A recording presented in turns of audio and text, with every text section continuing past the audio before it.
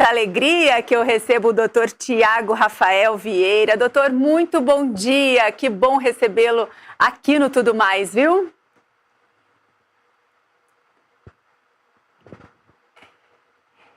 Eu não estou te ouvindo, doutor, acho que o senhor está com o microfone fechado. Muito obrigado, Agora sim, muito bom dia.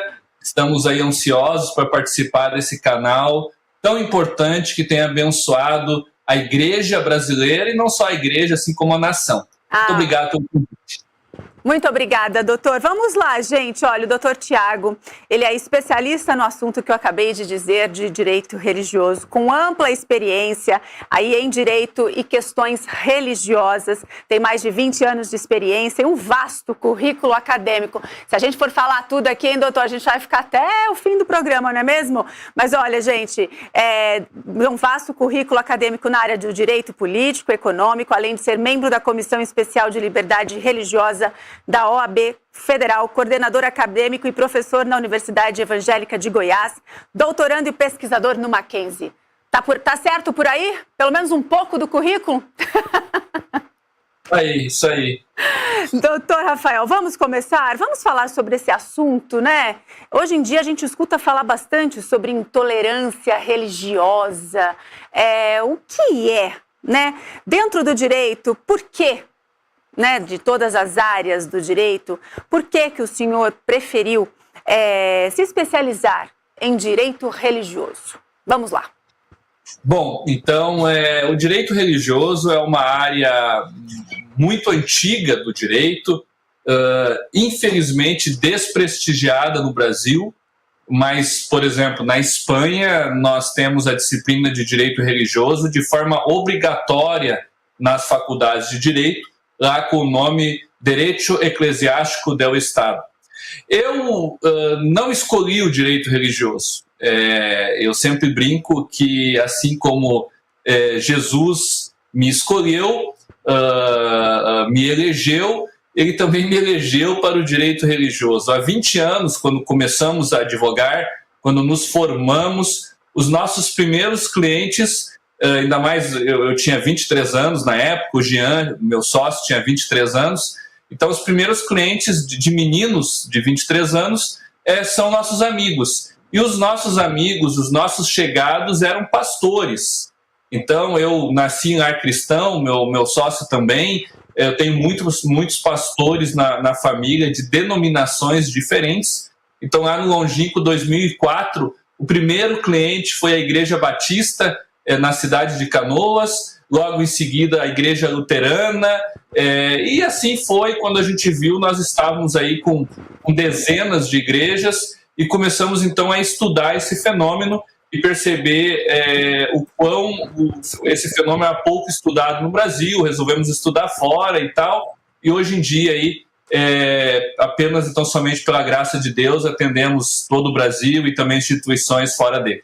Olha só que curioso. Então, assim, na verdade ficou dentro de casa ali, né? Estava ali já da igreja, a hora que viu já virou profissão e segue aí esse caminho já há 20 anos, doutor, é isso?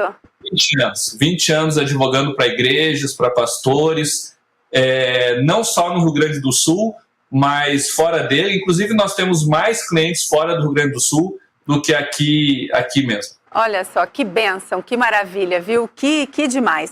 E, doutor Tiago, me diz uma coisa, qual a relação do direito, política e religião? Vamos lá.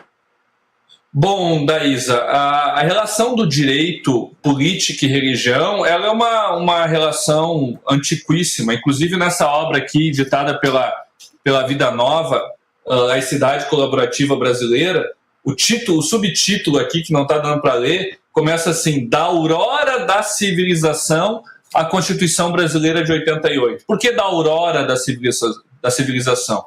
Desde que o ser humano existe, desde que o ser humano foi criado por Deus, nós temos aí esses aspectos muito bem presentes, especialmente fora do Éden. Então, a política é necessária para promover a ordem e impedir o caos social. O direito é necessário para, então, organizar a sociedade, e a religião ela é intrínseca ao ser humano, é um fato humano inexorável, que está, como nós sabemos, como nós cristãos sabemos, está presente em nós, em todas as criaturas, em razão do Imago Dei. Então, direito, política e religião são inexoráveis da existência humana. Bom, dito isso, a religião ela influencia diretamente esses dois aspectos da vida humana. É só a gente olhar para a história. E quando nós que apreciamos muito a democracia, as liberdades civis fundamentais, o Estado de Direito, toda essa ordem que existe hoje, comparando, claro, com os períodos pré-civilizacionais, nós nos deparamos com estes valores, com esses institutos na Bíblia Sagrada. Quando quando Deus entregou as leis sinaíticas para Moisés, e depois essas leis sinaíticas organizaram, promoveram a ordem na confederação das 12 tribos, quando Josué entrou com as tribos em Canaã, nós percebemos ali esses institutos que hoje nos são tão caros. Então, veja, a religião, e especialmente a religião judaico-cristã, é a formadora da política e do direito como nós vemos hoje, como nós entendemos hoje, e protege o ser humano da barbárie. Então, de uma forma ou de outra, a religião ela é vital para a nossa própria sociedade enquanto organização política. Já que a gente está nesse assunto, então, doutor, para quem está acompanhando a gente em casa, explica para a gente, por favor, o que significa Estado laico, né? E como que eu posso manifestar a minha fé sem ferir isso? Vamos lá. Eu vou tomar um mate aqui, mas eu poderia... Que beleza, hein? Muito obrigada, queria. Então, assim, eu estou tomando um mate, mas eu podia pegar um chocolate laca. Por que chocolate laca? Porque tem tanta confusão com o Estado laico que é cadeira laica, é chocolate laca. Olha, gente, às vezes eu fico pensando assim, meu Deus, Daísa, como pode, né, o pessoal fazer tanta confusão? E eu percebo que muitas vezes, infelizmente, proposital aí pelo movimento anticulto que tem crescido cada vez mais. Bom, muito rapidamente, Estado laico, primeiro, é uma invenção moderna. Moderna, quando a gente pensa em moderna, a gente está pensando em Estado moderno a partir ali, principalmente da Reforma Protestante. Quem pensa nessa ideia de separação igreja-estado a primeira vez e luta por isso são os anabatistas, ali no século XVI. Tá? Mas ele só vai ser implementado, posto em prática essa separação igreja-estado de verdade nos Estados Unidos da América, na época Nova Inglaterra, lá no século XVII, mais propriamente ali a partir de 1630, quando os peregrinos fugidos de perseguição religiosa na Inglaterra, os puritanos perseguidos pela igreja anglicana, especialmente pelo rei Jaime Stuart, Jaime I e depois Jaime II. Então esse pessoal foge em 1620, embarca no Mayflower, desembarca lá em Plymouth e ali eles fazem um pacto. Nós queremos liberdade religiosa. E para ter liberdade religiosa, nós precisamos de separação igreja-estado, isso é 1620. Alguns anos depois, Roger Williams, um ex-pastor anglicano, depois pastor batista, também fugido de perseguição na Inglaterra, também desembarca em Plymouth e vai acabar em Rhode Island. Em Rhode Island ele escreve a Constituição da província de Rhode Island e ali fica muito clara a separação igreja-estado. Então, Estado laico, isso é 1640. Estado laico nada mais é do que a proteção dos religiosos de interferência estatal. Os religiosos criaram o Estado laico e implementaram ele na Nova Inglaterra, ali nas 13 províncias, para se proteger de interferências indevidas na sua religião, como estava acontecendo na Inglaterra. Depois, quando os Estados Unidos se tornam, então, uma nação, em 1776, esse é o princípio basilar da nação norte-americana. Muito bem. Depois, 13 anos depois, 1789, está acontecendo um outro movimento na França, que é um movimento iluminista, um movimento que tem um cunho totalmente diferente do movimento norte-americano, que é um movimento que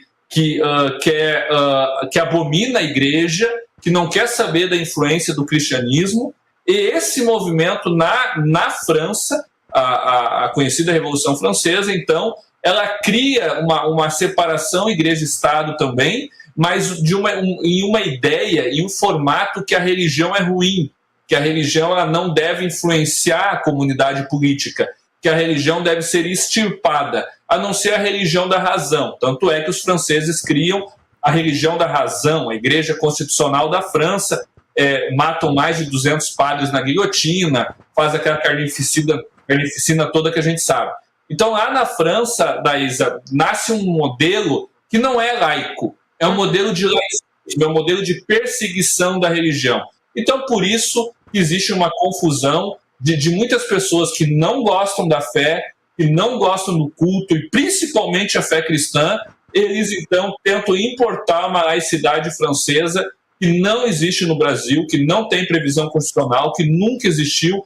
O Brasil sempre foi um país simpático à religiosidade, inclusive já foi um estado confessional, sempre foi um país simpático à religiosidade, em todas as suas constituições sempre protegeu a liberdade religiosa, até na Constituição do Império, claro que com algumas mitigações, mas sempre protegeu a liberdade religiosa dos brasileiros e dos estrangeiros que aqui moram. Graças a Deus, não é mesmo, doutor? Assim, Coreia do Norte e Afeganistão são os países aí onde tem mais perseguição? Eles lideram essa lista ainda ou não? Isso. Sim, a Coreia do Norte e o Afeganistão, geralmente eles estão trocando aí esse mórbido primeiro lugar. Né? Eu me lembro que em 2022 o Afeganistão era o primeiro lugar, aí acho que 2023 mudou para a Coreia do Norte, ou ao contrário, aí pelo The Open Doors, também pelo Aid to the Church. Então são instituições, aí uma católica, uma protestante, que medem essa perseguição religiosa aos cristãos, e não só aos cristãos, também a outros religiosos. O Afeganistão, que é uma teocracia, é um estado teocrático em que a religião e a política se confundem, onde a religião ela manda no governo. A gente vê isso bem claramente na Constituição afegã, inclusive não é apenas uma religião de Estado, mas uma religião em que o islamismo no Afeganistão ele conduz as políticas de governo. E na Coreia do Norte nós temos um modelo diferente, que é um modelo de secularismo total, em que o Estado acaba se tornando o próprio Deus, né? Então o Estado ele é Deus na Coreia do Norte, e se ele é Deus, não tem nenhum espaço para nenhuma outra religião. É o ápice do materialismo, né? Então o ápice do materialismo é o próprio materialismo se tornar Deus das pessoas. Então aqui nós temos dois sistemas, e foi muito bom tu falar disso. Nós temos dois sistemas de relação igreja-estado, né? No Afeganistão, um sistema que igreja e Estado é a mesma coisa, e que é muito ruim, porque as pessoas não têm liberdade no Afeganistão.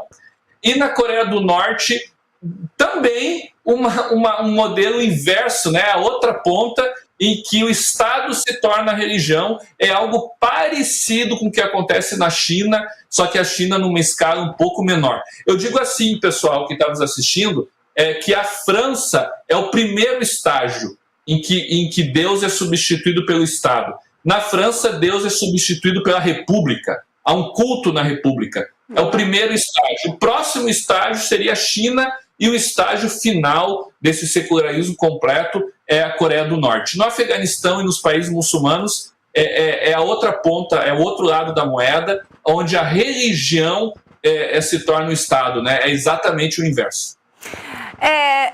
Doutor, assim, só para a gente entender, né? Assim, ninguém pode ser perseguido pelo que crê. É mais ou menos assim, né, que a gente tem que pensar. Mas pode ter aí medidas que a crença, da forma como a crença ela é exercida nos países, é isso? Assim, a liberdade de crença e a liberdade religiosa são direitos humanos que foram consagrados pela Declaração Universal dos Direitos Humanos. depois de toda a tensão, a morte, as barbáries de 2 grandes guerras mundiais. E a liberdade de crença e a liberdade religiosa, elas são centrais nesse novo decálogo da humanidade, que nada mais é do que quase uma reprodução do decálogo bíblico que está lá na DUDH. É evidente que, primeiro, vamos diferenciar. A liberdade de crença é aquele direito que eu tenho de ter a crença que eu quiser. E esse direito é absoluto. Ninguém pode interferir naquilo que eu creio, no sentido de obrigar eu a não crer ou eu a crer, a ter tal religião. Isso é uma excrescência, um absurdo. Eu posso ter a religião que eu quiser. É claro que eu posso tentar ser convencido de mudar de religião ou de não ter uma religião. Isso está dentro do processo democrático, tá? Do próprio proselitismo. Agora, ninguém pode me obrigar a ter, não ter ou mudar de crença. Esse direito é um direito absoluto. Agora, o exercício dessa crença, que é protegido por um outro direito fundamental, denominado liberdade religiosa, esse exercício pode ser restringido. Pode ser restringido quando? Quando, ao exercê-lo, eu atinjo uma outra pessoa. Eu restrinjo o direito de uma outra pessoa. Bom, aí nós podemos ter restrições, mas apenas nessa questão de exercício e, evidentemente, existe um ditado, né, que é muito interessante, a maior liberdade, a menor restrição. A regra é da liberdade nos países democráticos, pessoal, e não da restrição. Então, se restringe apenas quando é estritamente necessário. Um exemplo é a pandemia. Na pandemia, foi estritamente necessário se restringir a liberdade de culto. Não se acabar com a liberdade de culto, que, infelizmente, em alguns estados, como no Pernambuco e em São Paulo, se acabou com a liberdade de culto, impedindo igrejas de abrirem. Isso foi um outro absurdo. Mas agora foi necessário se restringir, como, por exemplo, não podia ter culto cheio, tinha que ter 25% de ocupação, tinha que usar máscara. Bom, vocês lembram tudo. Foi necessário, né? Então, apenas em situações excepcionais que a liberdade religiosa, assim como outras liberdades, podem ser restringidas. Ah, entendi. Então, assim, em alguns momentos precisam, assim, aí de como vai exercer ali a liberdade também, não é isso? Tem isso também. Agora, doutor, me diz uma coisa, assim, qual que é a relevância do direito religioso hoje no nosso país, dentro aí no ordenamento, vamos dizer assim, dentro do direito brasileiro? Então, o professor Ives Gandra Martins, que eu acho que todos conhecem aqui, e é nosso professor, inclusive escreveu o prefácio dessa obra, que está aqui atrás, está espelhado. Do outro lado aí. Não, do outro lado aí. Mais fácil pegar, doutor, mais fácil pegar. Mais fácil pegar, essa aqui. Ele escreve o prefácio dessa obra e ele sempre defende a autonomia do direito religioso. Por quê? Porque na Constituição brasileira, nós temos, por exemplo, 12 dispositivos constitucionais, 12 que protegem a nossa liberdade de crença, que protegem a nossa liberdade religiosa. O direito desportivo, por exemplo, só tem um artigo na Constituição. Existe um tal de direito desportivo. O direito religioso, nós temos 12 dispositivos que defendem e protegem o exercício da nossa crença. Então, esse é um primeiro ponto que é muito importante. Segundo, é a partir da liberdade religiosa, objeto de estudo do direito religioso, que nós temos uma democracia. Qual é que é uma característica essencial de um país democrático? É o pluralismo, é a possibilidade de diversas vozes no espaço público. E o que move uma pessoa? O que move o ser humano? A religião. A religião, ela move o religioso. Então, se você impede o religioso de ser religioso, você está impedindo que o religioso viva a sua vida com dignidade, viva a sua vida com plenitude. E ele acaba que não participa da sociedade como ele gostaria de participar, porque ele vai estar com aquilo que é mais importante para ele tolhido, como acontece, por exemplo, no Afeganistão, né? Então, quando nós não temos liberdade religiosa, o que nós temos? Um monismo. uma só voz, um autoritarismo, um país em que apenas uma visão é implementada e que apenas uma visão tem participação na história daquele povo e no governo, e etc. Quando nós temos uma pluralidade de pensamentos, nós temos, então, a possibilidade de todos participarem do bem comum, de visões diferentes, de visões distintas, e é assim que o ser humano floresce. O ser humano floresce quando ele é confrontado. O ser humano floresce quando outras visões chegam até ele e ele precisa decidir, ele precisa debater, ele precisa discordar, ou às vezes ele precisa abrir mão, como John Stuart Mill fala sobre a liberdade. Se tiver 1000 posições para um lado e uma para o outro, essa uma deve ser ouvida, porque ela pode convencer os 1000 que estão errados, ou pode fazer com que os 1000 tenham mais um motivo para saber que estão certos. Então é isso que a liberdade religiosa promove, pessoal. A possibilidade de diversas vozes, de diversas cosmovisões no espaço público, fazendo com que ele floresça.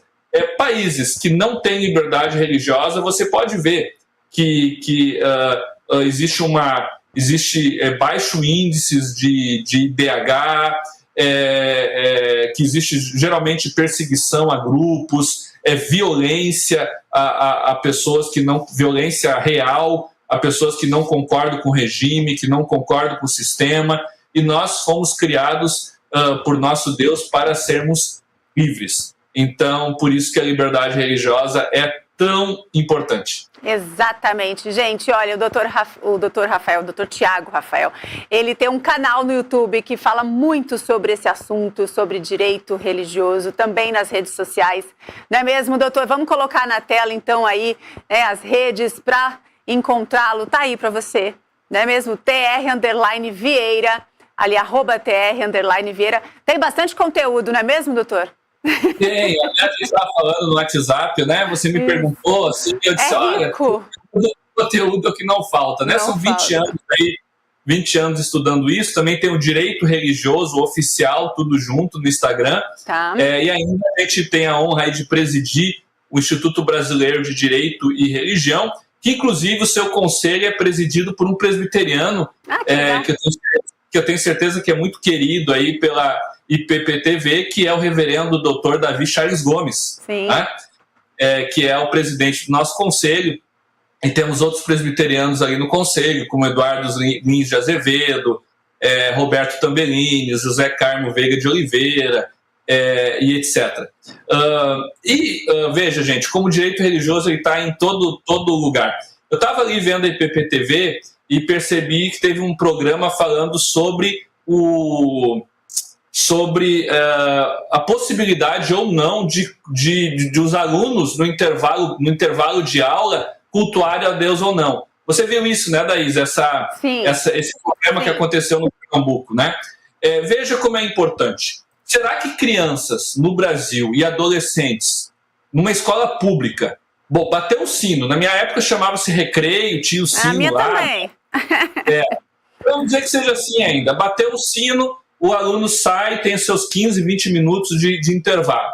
Bom, hoje em dia, infelizmente, a gente lê notícias que na hora do intervalo tem alunos que vão fumar maconha, tem alunos que vão fazer sexo no banheiro, e outras coisas. Agora, um grupo de alunos no Pernambuco resolveu ler a Bíblia no intervalo, de forma voluntária, como, por exemplo, aqueles alunos se reuniram lá num canto para fumar maconha.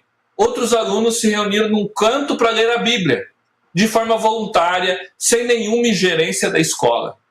Bom, essa situação em que alunos, ao invés de fumar maconha, resolveram ler a Bíblia nas escolas públicas no Pernambuco, gerou uma notificação do Sindicato de Professores de Pernambuco para que os alunos fossem impedidos de se reunirem durante o recreio.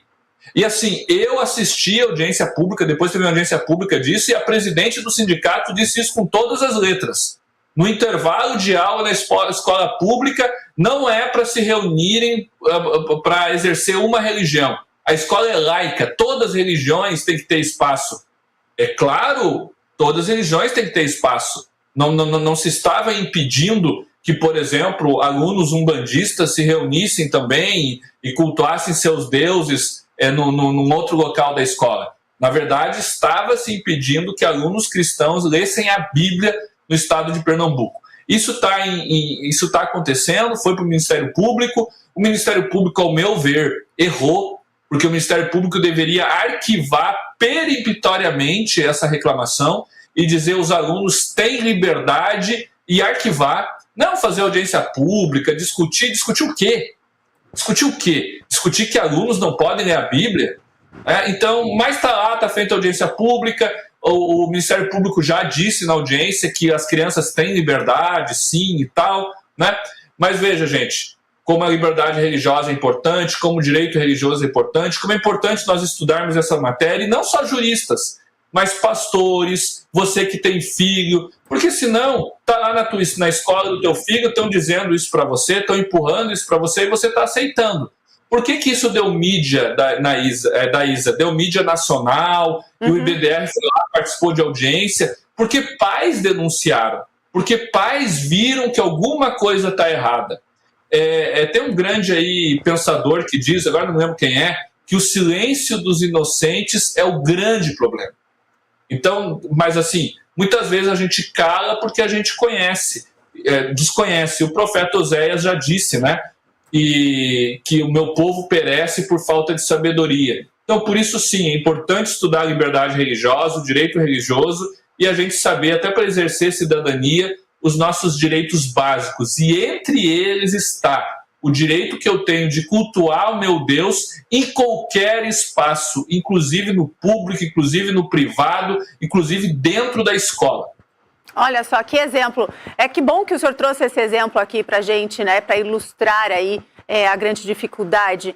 Eu vejo, doutor, assim, que a liberdade religiosa, isso aconteceu numa escola, mas acontece em qualquer lugar, não é mesmo? Num transporte público, se você pegar uma Bíblia, né, e assim, você corre o risco. Vai ali no respeito, vamos respeitar o outro, não é isso? Vamos respeitar o outro.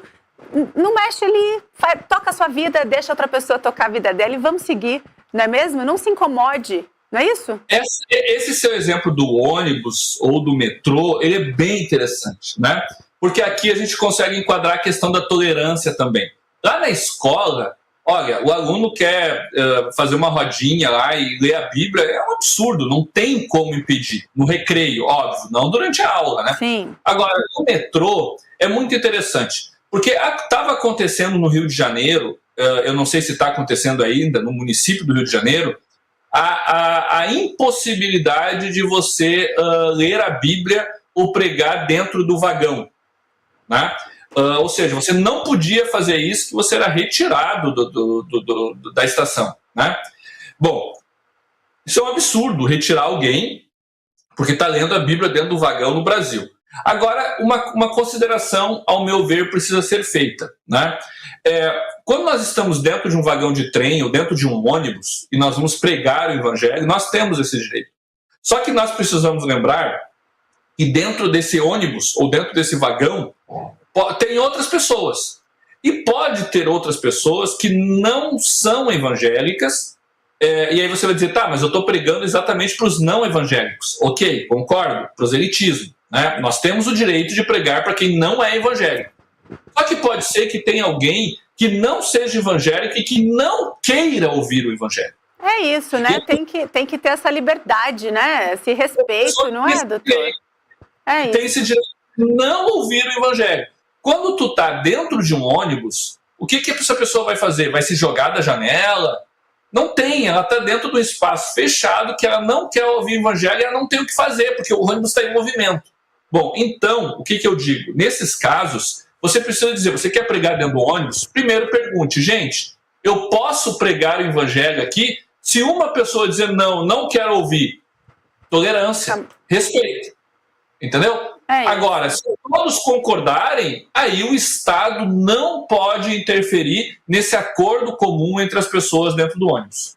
É verdade, doutor. Muitíssimo obrigada por todos esses esclarecimentos aqui, por trazer informação, conteúdo de qualidade para a gente. Muitíssimo obrigada. Volte sempre aqui no Tudo Mais. Foi uma alegria receber o senhor aqui nessa manhã, viu? Muito obrigado e siga aí nas nossas redes sociais, TR_Vieira, Direito Religioso Oficial, do meu sócio também, Jean Regina, tudo junto com J. E obrigado aí, Daísa, pelo convite e espero estar em outros momentos. Inclusive, quando aconteceu uma situação, um fato assim que deu uma comoção nacional, pode me chamar que vai ser uma alegria aí comentar esse fato. Então, em breve a gente volta a se encontrar, doutor. Muitíssimo obrigada, que Deus abençoe o senhor. Obrigada, tchau, tchau.